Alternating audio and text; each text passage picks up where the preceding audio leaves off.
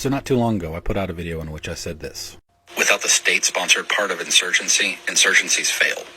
American gun owners do not own the proper equipment to go against an actual military.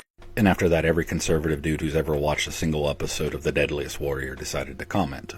For the most part, it's been some racist comment about men in pajamas referencing the Taliban. But recently I got this one. You realize the username's not just something I made up for fun, right? But the examples people try to use to disprove the line, non-state-sponsored insurgencies are going to fail, is always interesting. Because either A, they mention something like the Taliban, a state-sponsored insurgency that didn't fail. B, a non-state-sponsored insurgency that failed. Or in this case, a quasi-state-sponsored insurgency that also failed. Because the goal of the IRA was a united Ireland without British rule or interference. How well did that work out? Ireland is still divided, and one of the two Irelands is still under British rule and British interference.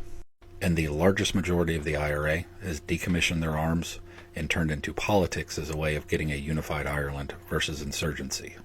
And the irony is, if using this as an example to try to discredit me, is that the IRA was a semi-state-sponsored insurgency.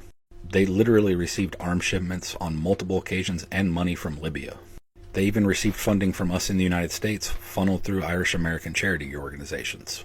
And while FARC isn't a state organization, they have their fundraising game well enough that they were able to give the IRA $35 million in exchange for training. So yeah, I think I've heard of the IRA. And bringing them up disproves nothing in the video that this comment is on. So please, before you guys make these comments trying to disprove me, do a little research first.